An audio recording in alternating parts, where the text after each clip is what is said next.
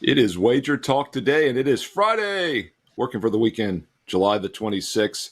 We're live every Monday through Friday at noon Eastern. You, of course, can watch us 24/7 here on WagerTalk TV, on YouTube, YouTube Shorts, Instagram Live, TikTok, Twitter X. And when you're watching us live, be sure to throw those questions in the live chat. We will monitor them throughout the show. I am Steve Merrill, filling in for the Prez, but don't you worry, Teddy Covers.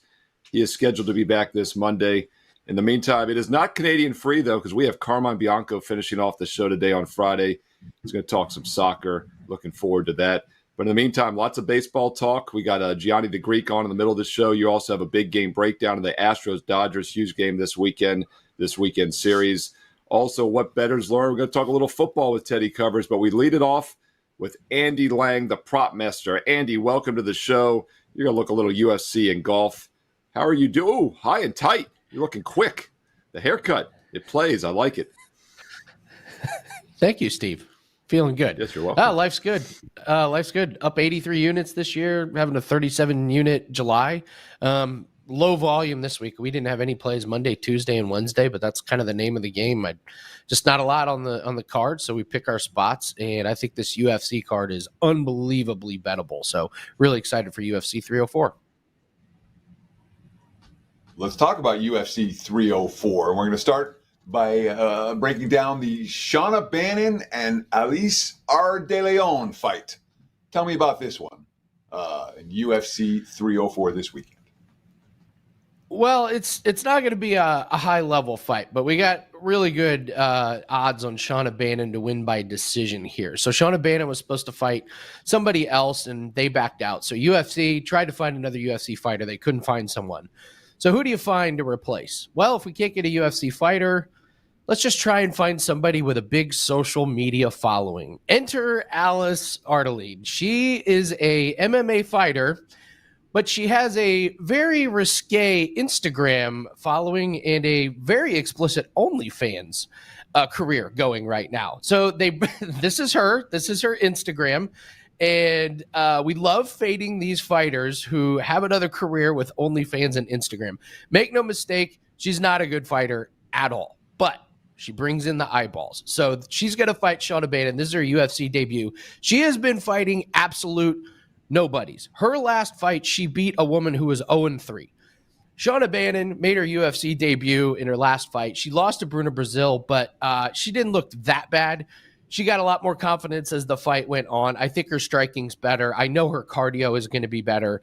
And this Alice Ardelean had no business being in the UFC. The only reason they brought her in was because they desperately needed to fill a void. And her Instagram and OnlyFans is really what put her on the map. Congrats to her, but I don't like her fighting style. I don't like any of the competition that she's beat.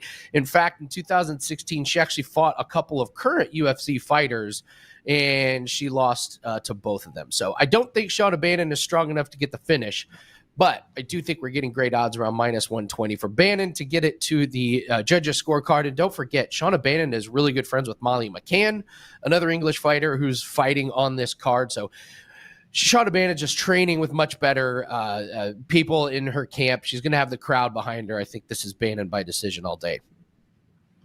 If the underdog can't fight, then why is the number so cheap? That's my question. I mean, we routinely seen these fights, -$5, -$7, -1,000. I mean, how come this isn't one of those? Because Shauna Bannon's not very good either. she's a little bit better than the really bad fighter. Like, make no mistake, Shauna Bannon is not going to win a championship anytime soon. In fact, she was going to be an underdog in her with her previous matchup. She just happened to get a really nice gift that fighter backed out, and they put somebody who's not a UFC caliber fighter. So -180 on the money line, but I'll take it by decision.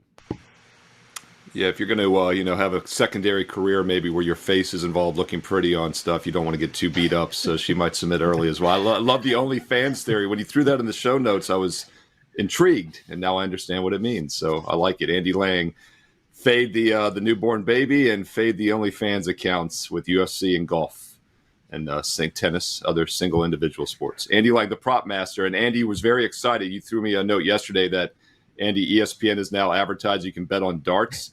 Is this now mainstream? Is the value gone, Andy Lang? Has it become public? Can we do a Fade the Public darts video in the near future, Andy?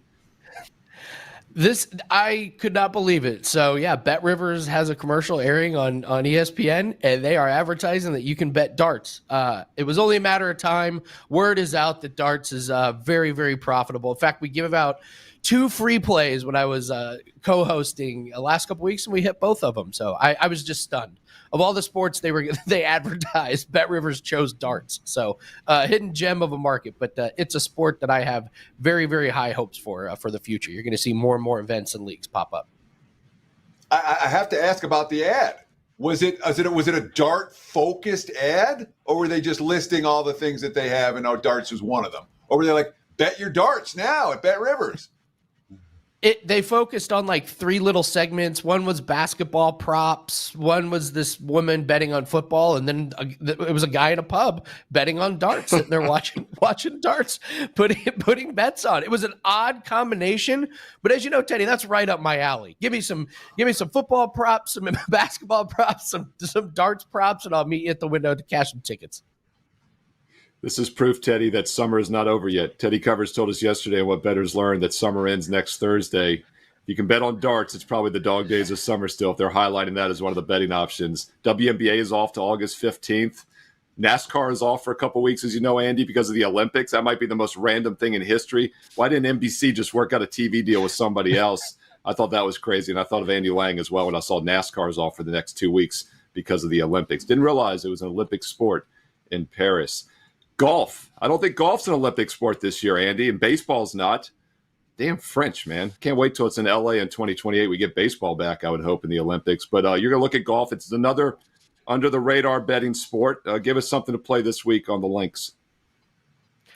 Actually, golf is an Olympic sport. They are doing golf. My bad. Yeah, they they see are. it in the odds. And yeah, and by the way, shout out to NBC, who continues to be the absolute worst network to cover golf. They screw up their coverage all the time, and what do you know? They happen to raise their subscription to Peacock, so you have to pay more to watch golf on the Olympics. Thanks very much, NBC. Like, how big does their yacht have to be? Yes, but anyway, for this tournament later today, round 2 score. Let's take a look at Lee Hodges, and I'm going to take his over 68.5 on his round 2 score. So Lee Hodges, he won this tournament last year. That was such an aberration. Like, it came out of absolute nowhere, and he won it by 7 shots. It was the tournament of his life. Well, since then, he's played in 25 tournaments. He has no top 10s since then. And yesterday, he went out and shot +2. Some stats are he was 66 off the tee, 148th approach. His putting was 129th. He was just terrible. But this is kind of more what Lee Hodges is, not the guy who won the tournament last year. The other thing is the wind is picking up a little bit. Yesterday we saw the afternoon play way more difficult than the morning, and Lee Hodges is playing at 1:43 Eastern time. He's going to get the crispier, tougher greens to play on. He's going to get a little bit more of the wind, so I don't expect him to make the cut. And 68.5 is pretty ambitious. He would have that's 3 under. So you would need a 5-shot difference for him to go under. I don't see it happening. Take the over 68.5 round 2. So, I mean, certainly yesterday wasn't a great day for Hodges, but it wasn't a complete and abject disaster at 2 over, was it? I mean, is there the potential that this is his course, that like there's a reason that he won this one as opposed to the 25 tournaments that he's played since that? Or is this just a guy who got lucky once and we'll fade him any chance we get with a reasonable price since? Lucky. This is an easy course. Shooting +2 is terrible. Like right now, he's tied for 117th. He would need to shoot 5 under just to make the cut. We talked about him on Tee Time. We talked about him as a player to fade. He's a fade player, but we see it. Some guys just have the tournament of their lives, and good for him. He got a win. He locked up his PGA Tour card for the next few years. This is more of what Lee Hodges is. He's kind of back there. He's not fighting for the win week after week. So I will take him to go over once again. I think he struggles even more. It's Andy Lang, the prop master, and I say it every time Andy's on. It's a great way to diversify your investment portfolio because he does a lot of sports Teddy and I do not cover. Teddy and I, baseball, basketball, football. Andy's talking darts, lacrosse, golf, tennis, UFC. He does a little bit of football props as well because he is the prop master. But Andy, all seriousness, we have a great special going this Friday right now, today only. Instant 25% off anything you can fit in your cart, and that includes all access passes. So if you want all of these off sports that Andy covers, now is the time to get an all access. And the bigger the package, the more you save. In fact, you can save up to $500 on a 1-year all access instantly with the special today.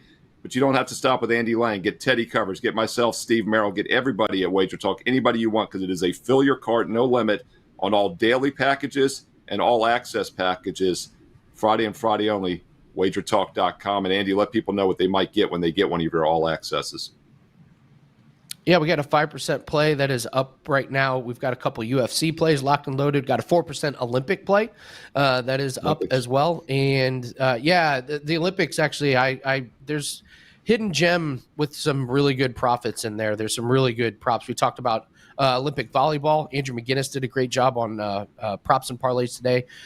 Ways to play some of these really big favorites. There's some really good sneaky lines in there. But the best way to take advantage is use that 25% off. You can get a 3-day pass if you're just interested in like UFC 304 plays.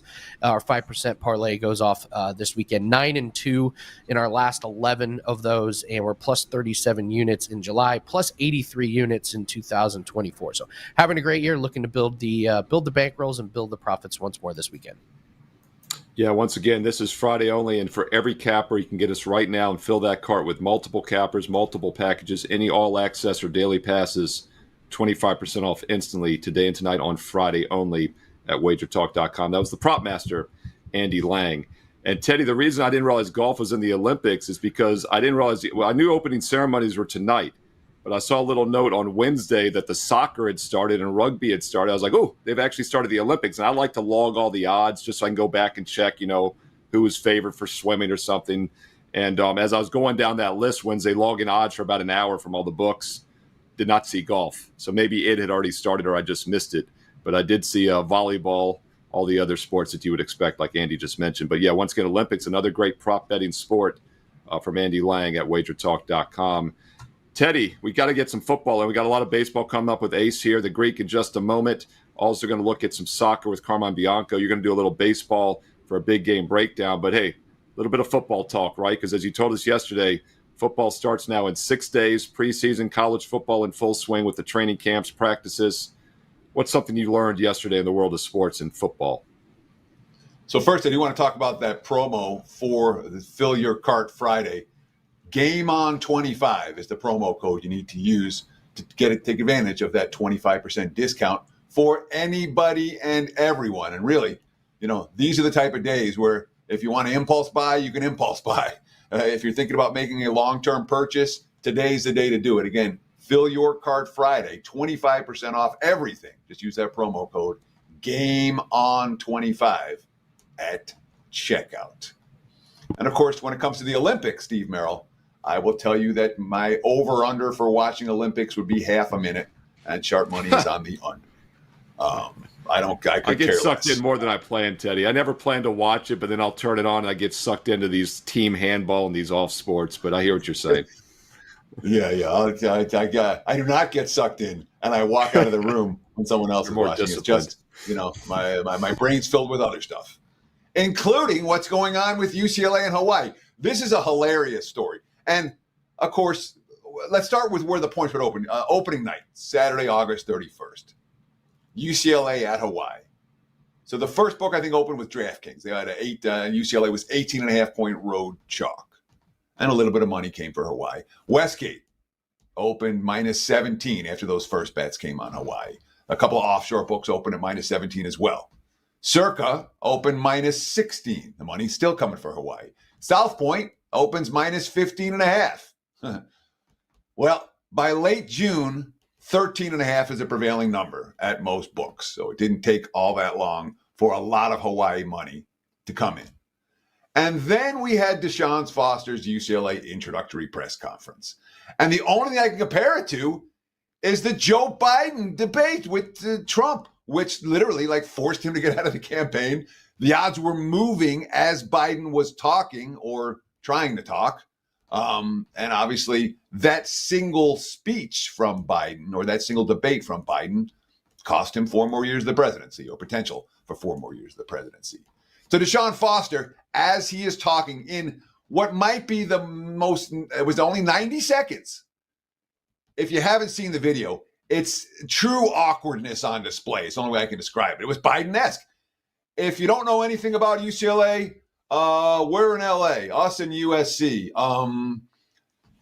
So as Foster is speaking in the immediate aftermath, boom, they're like, this is UCLA's head coach. More money shows for Hawaii. The 13.5s get wiped out. The 13s get wiped out in a couple of books, moves as low as 12.5. And that was sharp money. And of course, at some point, the sharp money said that's low enough. Foster's already factored into this point spread. So what's happened? Since that initial knee-jerk reaction, we have to bet against Deshaun Foster and UCLA. Got down to 12.5. Since then, it's creeping back up.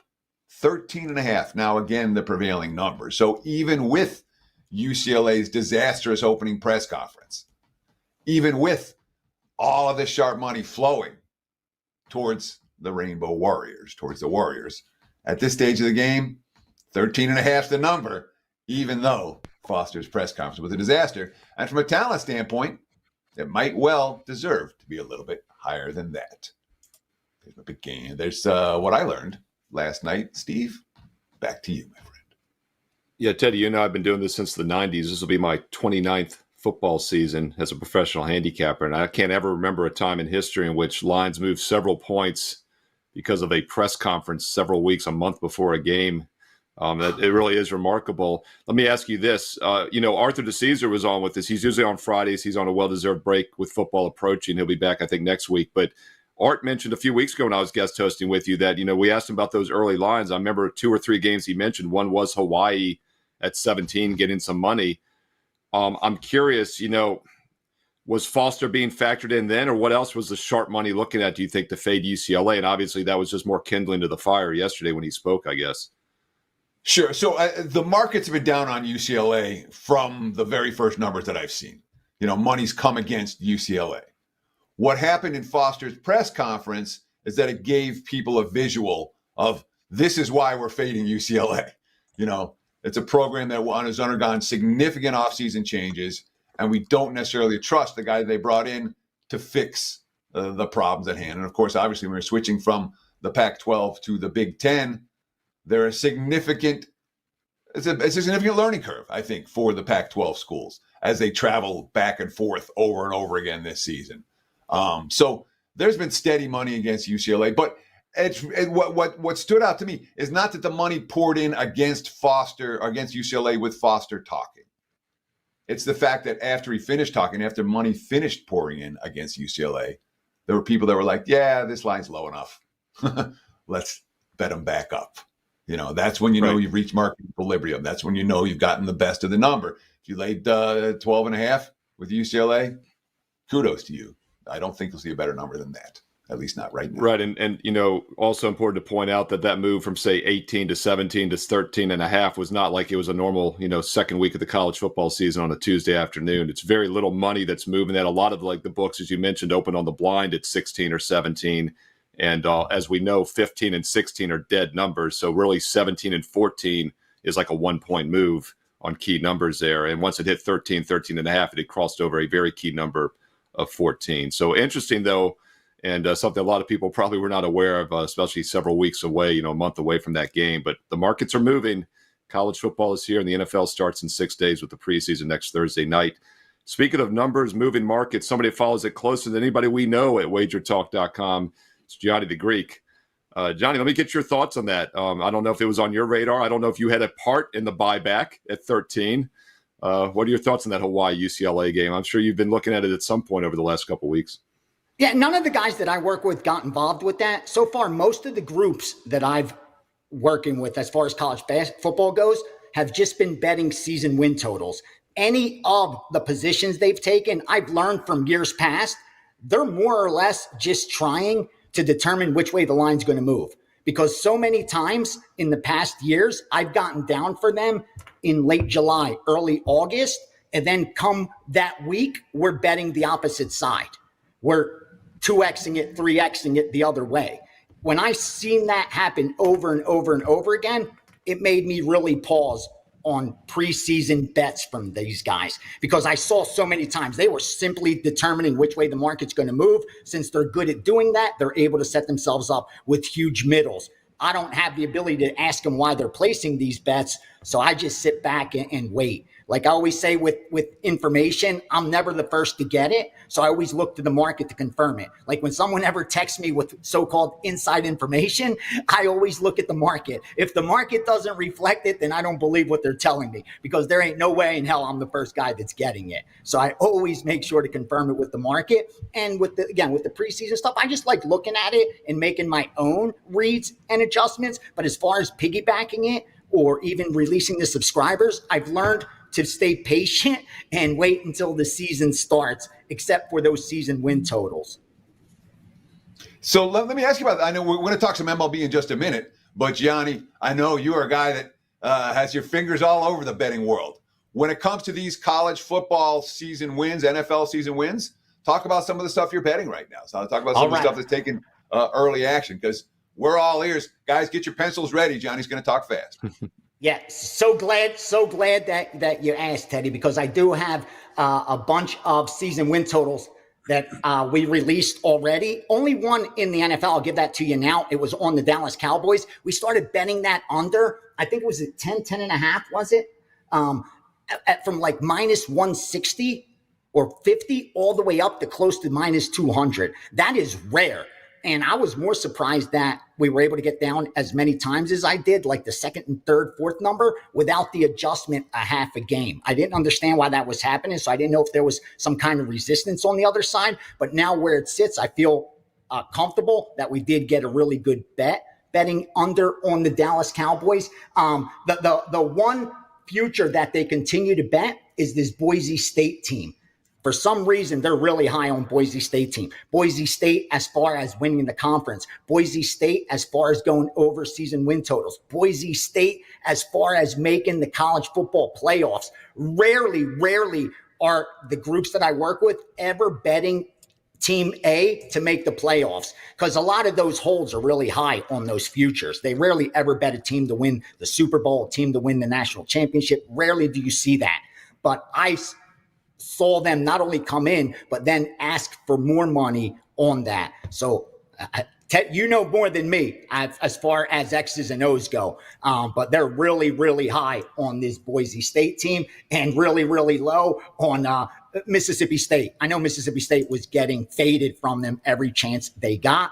And that was another one where they started at a lower vig and went all the way up to 2-1 to get under 4.5. So 4 is probably one of those key numbers on season win total for Mississippi that stopped them, but they were willing to lay up to 2-1.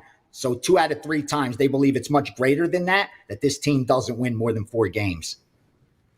And, Johnny, you're going to find out pretty early on if that Boise State tickets are live, because I'm checking the schedule now. They're at Oregon for game 2 on September 7th at Oregon. So that'll probably be a pivotal game in the season. And we're tying it all together that at Hawaii in October, and they're at UNLV. You can watch them in person on October 25th at UNLV. So that's very interesting stuff there. Boise State, sharp money is bullish on Boise State this season.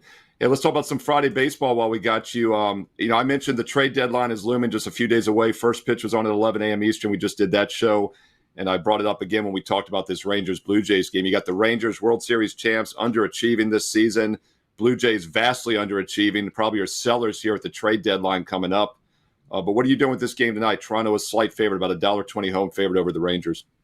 Yeah, and disclaimer, I'm getting crushed in Major League Baseball in 2024. Coming off a great season in 2023, where I believe I finished number 1 in profit. And historically, baseball has been one of the most profitable sports. I've been asked that question all the time. If there's only one sport you could bet, which would it be? Even though I enjoy betting other sports a lot more than baseball, it would be baseball. Only because historically, it's given us the most potential for profit. And I think ROI-wise, it's probably been the most profitable if I go back a decade. But again, I've gotten crushed this season. And more importantly, yesterday, we're coming off one of the worst days. So it's continued after the second half. Just want to make that clear, because I probably should have came on with an MMA pick, because I think they went to 0-2 in baseball last week. But we are on Toronto again. We bet Toronto yesterday. They got crushed, losing 13-0. There's a little recency bias, of course, when that's the case. And it's almost a perfect storm for that, because you have a Texas team that's coming in on fire. Since the break, I believe they lost the first 2, but since then they've been perfect, winning 5 straight. And then they have a starting pitcher, again, perfect storm as far as recency bias goes, who's coming off a almost perfect game where he had 0 earned runs allowed. I look for situations like that, because I believe that more times than not, I will be getting the best of it, fading a spot like that. It doesn't guarantee me that I'm going to cash a ticket that night, but that's not my goal. If I was only going to bet tonight, then the only thing that matters to me is picking the winner of this game. But since I plan on betting tomorrow, next week, next year, my only job is to find inefficiencies in numbers. And since I don't have the algorithms that a lot of these betting syndicates do to determine that for me, I take advantage of certain biases. And historically, I've done well doing that, looking for teams, as Marco says, that aren't as good as they look or as bad as they look in any one spot, and then looking to go against them or with them. And Texas falls under that category, where I think, although they were, like you said, World Series champs, I think as far as runs scored, runs allowed go, they're right where they should be. Maybe a little 1 game or 2 games better than they should. So they haven't gotten lucky or unlucky, but the same thing goes with Toronto. So these are 2 teams that are playing just like they should. But I do like Toronto in this one. This is the first time they are meeting there at home. We laid up to -120, started betting them at -108, came back at -114, then again, -118. Usually when they hit it 2, 3, 4 times, you're not going to see much resistance come back the other way, because there's not real scalping ability except on that first number. Because again, when you do this for as long as I have, you get to know exactly what, if they're betting a side or if they're scalping a side. And I don't think this is a scalp at all. Let me ask you this, Gianni, because everything I've read about Toronto since the All-Star break is all talking about the trade deadline. Trade deadline, this guy's going to get traded, that guy's going to get traded. The quotes in the locker room are, I hope I don't get traded, I might get traded. It seems like it's a very distracted team right now. And it's certainly played out on the field. Yesterday's 13-0 loss was not an aberration. They've been terrible since the All-Star break. Is that something that your group factors in, this trade? Do you guys slow it down before the trade deadline? Are you clicking on all cylinders before the trade deadline? Is it a non-factor for you? Talk about that conceptually for me. So glad you asked, Teddy, because the truth is they haven't slowed down. Like, even though we've had a losing first half of the Major League Baseball season, they started off the second half immediately doing exactly what they did in the first half and what they did year after year after year after year. Like, if they like a side, we're going to bet a side. Now, obviously, I'm sure everything gets factored in, like we say, it's baked into the cake. So as far as trade deadlines and being distracted and that kind of noise, which is difficult to quantify, I'm sure their handicappers factor that into the equation. But a perfect example is, over the last couple of days, they were not afraid to bet teams like the Chicago White Sox, teams like the Washington Nationals. And not only are they betting these teams, Teddy, but they're betting them on the money line, they're betting them on the run line, and then they're betting them first 5 money line and first 5 run line. The only reason they have ever done that is because they are so certain that the line is so inefficient that they have to get as much money down as possible. And since the baseball lines move so significantly on small limits, they're forced to diversify by betting it 2 or 3 different ways. I see it in college basketball when they use round robins to get college basketball total money down, because they think their edge is so great on those totals, but the lines move so significantly, it's more profitable for them to tie in those round robins, which, again, it works. So obviously, they see the edge. And as far as baseball, it seems like the same thing. When they don't care about short-term results, they're looking at long-term. And if they think that that number is off, they're going to bet it. As far as, the trade deadline, like I said, I'm sure they're factoring into their handicap. And I do, because I don't piggyback everything. I don't release everything either to my subscribers. But unfortunately, like a side like that, I was leaning on Toronto as well. And I'm just one of those bettors that I don't mind looking at betting an ugly team on paper. Like I do it, and I talk about it in MMA all the time. Like, don't confuse yourself. A minus 400 is always going to look better than the dog on paper. Now, in this case, that's not it. Toronto is the favorite. But what I mean is I'm not too afraid of the narrative around the matchup, because that's hard to quantify. And the guys I work with, who I have a big sample size, I trust are factoring in most, if not all, of the factors they possibly can. Yeah, that's what makes a betting market, right? Two-way action. And you got to make the price attractive when a team is ugly, or a team is in a slump, or there's a bias against them, a recency bias, like you said. Hey, speaking of ugly, Gianni, let's talk about the White Sox game. Seattle, Chicago. White Sox have been just miserable this year. What's interesting about this one, though, is if you were to tell me we had an over-under of 7, I would have assumed it was a Seattle home game. Their games have been so low scoring at home, but this is actually a road game because they are at Chicago against a very weak offensive team. But this line did look a little low to me, and we've seen what I'd say one of the sharper offshore books go to 7.5 under, but there's a lot of 7 overs out there still. Which way are you leaning in this game?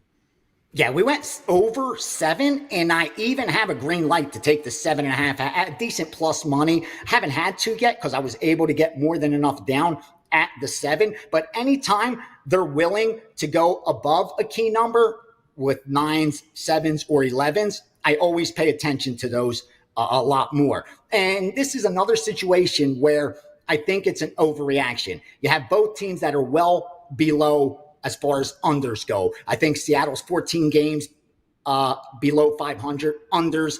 White Sox are 10 games on unders below 500.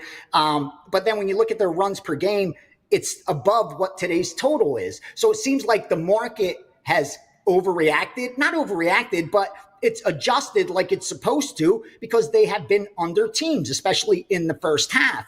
But I always talk about regression and progression.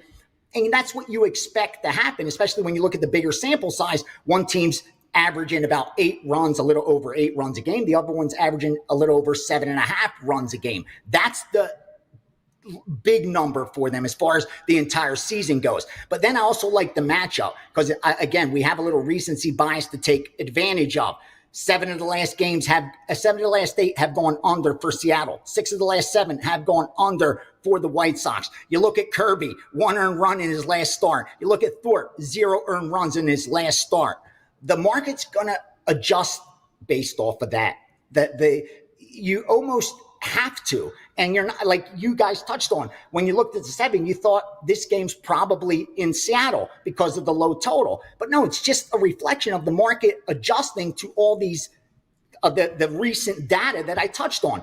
7 of 8 unders, 6 of 7 unders for the other team. The 2 pitchers coming off amazing starts. The first half, these teams, a lot more unders than overs. All that is usually going to force an adjustment towards that bias of unders, which will give us more value on the over. Now, it doesn't mean you got to blindly bet the over on these 2 teams for the rest of the year, but I will be looking for spots to go over instead of spots to go under for either of these teams, at least for a little bit, because I expect the market to be biased towards unders when either of these teams are playing. And when they're playing each other, again, it makes it the perfect storm for a guy that handicaps the market the way I do. I do it what works for me. Everyone should bet the way that works for them, or handicap what works for them. This is what's worked for me. And when I see a spot like this, as most people would be like, oh, this is a dead under, my mind works the opposite. And I'm like, oh, this got overwritten all over. It's got 12 runs written all over it. After seeing data like that in the short term, when it doesn't, when there's a little conflict in the longer term. Gianni, it is Fill Your Cart Friday. 25% off everything and anything you want to put in your cart. What do you have for the clients going right now at WagerTalk.com? I've got a UFC card. I hope they put it up already, because I've been so red hot in the UFC, coming off another 5% win. I think I'm like 6-1 this year on those in MMA. So I will have an MMA card. I've isolated a play that I'm not going to force any 5% play. It's right there borderline. If the line moves a little bit, it will be a 5% play. Otherwise, there will be a handful of 4% plays in that card. And I will be having a steam room tomorrow. So if you've bought a day, a week, a month, a year, what have you, Saturday, make sure you get that link because we will be meeting at 1 o'clock in the steam room, and we'll be going over the Major League Baseball card. We'll be going over the entire UFC card, and there to answer any questions you may have. So thanks again. Thank you both guys for your time. Thanks for having me. And whether you follow or fade, I hope you cash them today and make some money. I sure need this bounce back in baseball. That's for sure. Hey, Gianni the Greek, it's a great time to add him to the all-access special with an instant 25% off because you get that steam room included. He just talked about that. You can interact with him, ask him questions live when he does the steam room. Check that out tomorrow on Saturday, part of WagerTalk.com. All right, Teddy, let's finish off a little bit more baseball talk before we get to Carmine Bianco to talk some soccer. You're going to look at one of the bigger weekend series, and we got Red Sox-Yankees. And by the way, we broke both of these big series down on MLB First Pitch earlier, so watch that replay here on Wager Talk TV. Click subscribe, click the bell for instant alerts.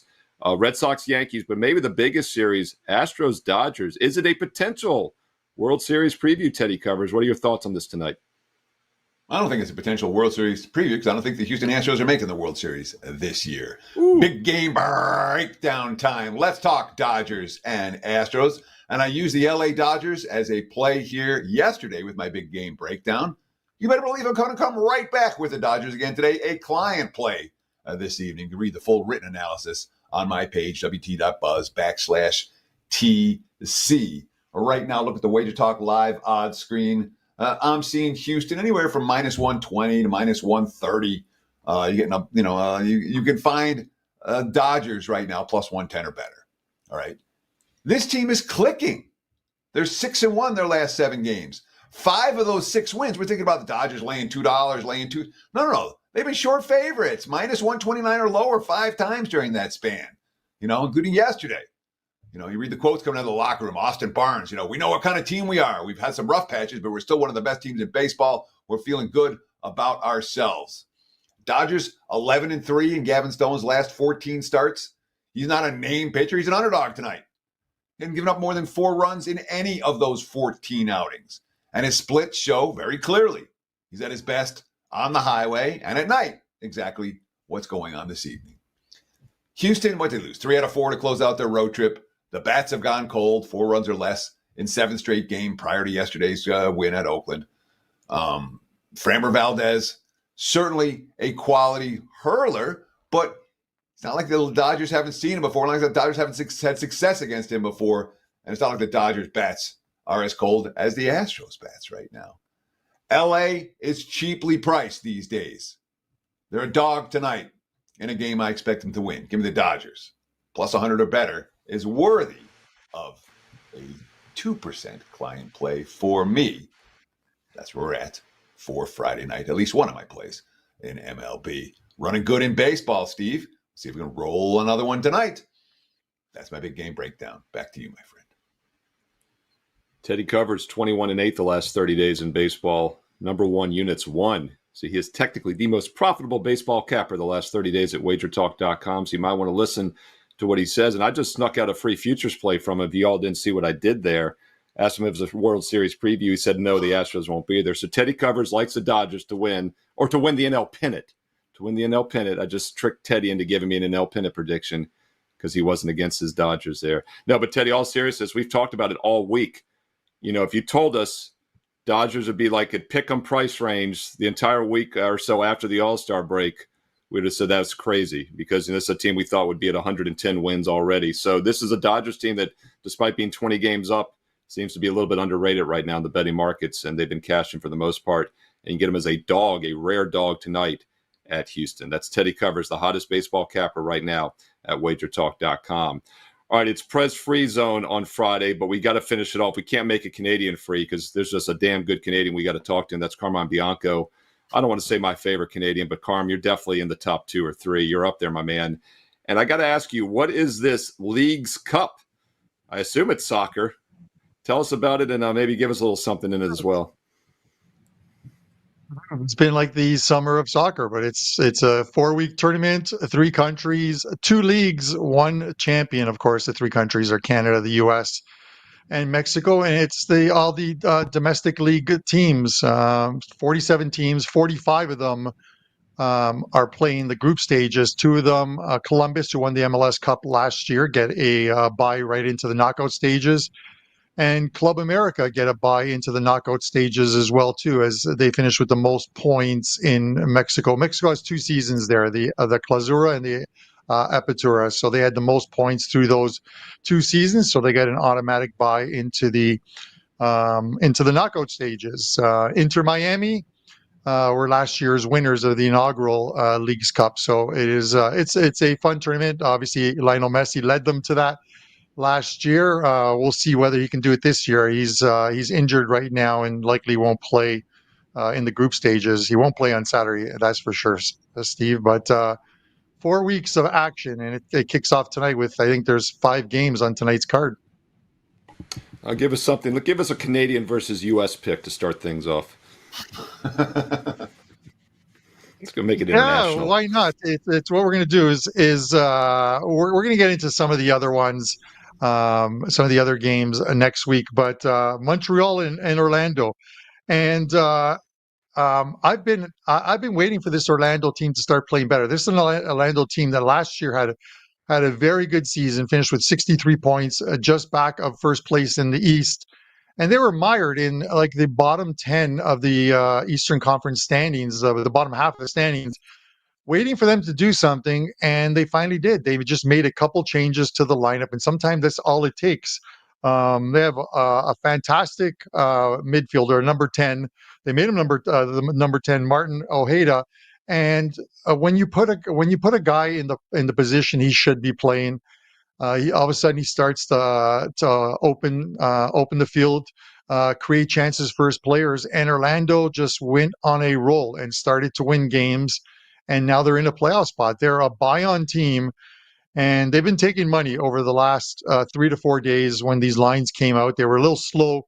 A lot of books putting these lines out, but they have been picking up money, and now they get a Montreal team who had put together a nice little run of their own, and then they lose to Toronto at home at Saputo Stadium to close out, not to close out the season, but to close out the MLS before this tournament starts. And they're just not playing well as a team. This is one where you just take the hotter team. You're probably going to have to lay a goal unless you're perfectly fine with laying a minus 200 VIG. I'm not normally one who lays that amount of VIG on any team. You have to hit at a bigger rate. But Orlando's definitely the play here. We're going to see some goals in this one. And there are some great options over at places like DraftKings. If you click on the game and then you click on game parlays, you can minimize that Orlando VIG from minus 200 by taking Orlando and over 1.5 total goals scored. That's at about 150. You can go one step further, take Orlando to win and over 2.5 goals. This game line is currently at 3.25. They expect goals in this one. And you can get that for minus 115. So that Orlando win and over 2.5. And I'm going to tell you right now, that's one of my client plays. So I'm backing that one up with my clients tonight. Orlando to win and over 2.5 goals, combined goals scored. So 2-1 Orlando result gets us there.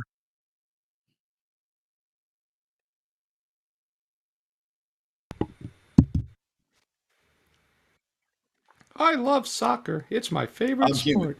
Sorry. Yeah. Let me try that again. I had a great follow for you, Carm. So this is an annual tournament, right? And we've had 2 other, feels like bigger international tournaments just finished. How many of these MLS teams are really going to put forth their best effort? Because the playoff races are right ahead of them when they come back.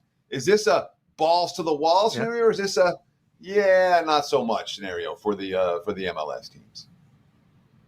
No, and that's an excellent question, Teddy, because you look at it, and some of these teams, not only from Mexico but from the MLS, had players leave to go play for either South American teams in the Copa America, or for Team US, for the Mexican national team, and then there's ones that are from Europe that went to play in the Euros.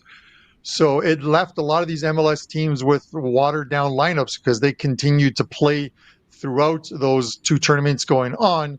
And what happens is, and I saw it last year, and I found some really great spots to make money and profit for clients in finding teams that are just going to look at this tournament and say, okay, we have two group stage games.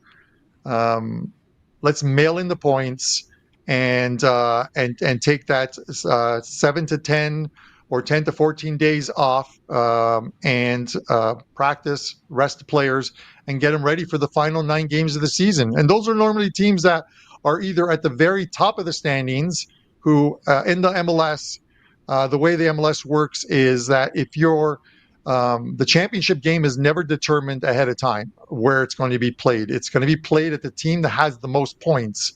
So you have a team like, let's say, Inter Miami. They want to win the MLS Cup. By doing that, you need to win the Supporters Shield. So the games in the league are more important than winning this tournament. They've already won this tournament. And conversely, you look at the teams that are in 7th, 8th, 9th, 10th spot. 9 is the playoff line, where 8th and 9th place play a play-in game, much like to be the 16th seed in March Madness and face the number 1 team in the conference. So, and there's a bunch of teams within 2 or 3 points of that line, that 9th playoff line. Austin FC was one team last year. They pretty much mailed it in. You could see it with their games. They didn't even use their starters in their first game. They lose, I think it was like 3 or 4-0. So there's going to be teams. I go through team reports. I go through the news conference from the managers of these teams to see how focused they really are on wanting to even play this tournament. It is a tournament where they don't make a lot of money from it. They do make a lot of money if they make the MLS playoffs and can extend that a little longer with a run to the quarterfinals and semifinals. That's where the money is for these teams, and not this tournament. So, yes, there's going to be some teams that are going to mail it in after this the hard, long summer that it's been in international football. Got a couple minutes remaining with Carmine Bianco, who is red hot in soccer, 28-12 since the start of Euros a little over a month ago, up 39 units, Carm. So on the way out here, give us one more game here in the Leagues Cup to talk about. Yeah, this is a West Coast game. So we covered an East Coast game. We're going to go a West Coast game. We're going to go with Seattle and Minnesota tonight. Seattle's minus 143. I think the line's a little shorter than it should be in this one. Minnesota's plus 377. The draw's plus 301, and the total's currently at 2.75. These are two teams where, if you look at them, the trajectory for these two teams are going in opposite directions. Seattle, another team that went through earlier the Champions League, the CONCACAF, and at the beginning of the season, teams have to manage their lineups. So they had a terrible start to the season and have just been coming on. And those are the teams you want to play. Much like Columbus, same thing. Columbus made it to the Champions League final, the CONCACAF Champions League final, eventually losing to Liga MX side Pachuca in that one. But once these teams, and they're very good teams, get on rolls, they just win games. And Seattle was on a great roll since mid to early June. They lost their last game against LAFC, one of the best teams in the league, if not the best team as far as I'm concerned. But this is a team that has owned Minnesota. Minnesota have been absolutely terrible. 1-2-7. That's 1 win, 2 draws, 7 losses. Their last 10 games. That 1 win came against the league's absolutely worst team in San Jose, the Earthquakes. And I just don't see how they can go into Seattle and win this game. 9 visits to Seattle to play this Sounders team in MLS soccer league play. They are 0-9. They have yet to win a game. They've been outscored by a 20-5 goal differential. Seattle is just a different team and plays like it at home. Seattle minus 143 is the correct play here. This should probably be about 25 cents higher. Carmine Bianco, you have been rolling 28-12 with 7 pushes since the start of the Euros on June 14th, up more than 39 units, cashing at a 70% clip. I got to ask you, You've nailed your analysis today. Talk about one MLS team and one Liga MX team that are live when it comes to future wagers, as you put that 39-unit, 70% winning run on the line. And I just want to mention real quickly that that run that Teddy mentioned, the almost 40 units of profit, that is with totals during the Euros, Copa America, and MLS. I pivoted away from sides just because the totals were much more profitable, and I have a 4% best bet total going up tonight in the League's Cup, so you can get that there. Now, when we look at a couple teams, one MLS team, and I look at one Liga MX team that can win this tournament, it is going to be LAFC. As far as this is a team that is getting better, they're having quietly, they're having probably one of their best seasons. You look at them and they're second place, and they've had ones where they've had a ton of points. But this is they play a much more transition-based game, playing from the back out, ball possession. Very good team, and you're getting them at plus 800, 8-1 to win this MLS Cup. They're going to get into the knockout stages. They're a very good team, and I think they could very well make the finals. And then Cruz Azul of Mexico. This is a team that right now is, after 4 games of the new season, the Apertura season in Mexico, they are top of the league right now, 3-0-1, 10 points. The one win, it came against the CONCACAF champion, the Champions League winners in Pachuca. And before the season started, they spent just a little over $20 million to better this team. A couple of midfielders, a defender, and they brought back their Greek striker, who I think played for Atlanta United, and they're playing really well. They're plus 1,200, 12-1 to win this tournament, and I've got money on that one, and I've got my clients on that one, so plus 1,200 on them to win the this League's Cup. It's Carmine Bianco talking some soccer. He's up almost 40 units since the middle of June. And Carm, I always talk about diversifying the portfolio. Pretty good time to add one of your all-access packages to the Fill Your Cart special this Friday right now at WagerTalk.com with promo code GameOn25, GameOn25. Carm, let them know what else they'll get from you with that all-access. Yeah, there's obviously baseball as well too. I've got some soccer futures that are coming out because next month we're literally 2.5 weeks away from all the European seasons starting again. The Premier League, Italian Serie A, La Liga in Spain, Bundesliga, Germany, and of course Ligue 1 in France. Bunch of futures I put out there, and then some 2 or 3 division win props for the NFL. I'm looking forward to another big NFL season.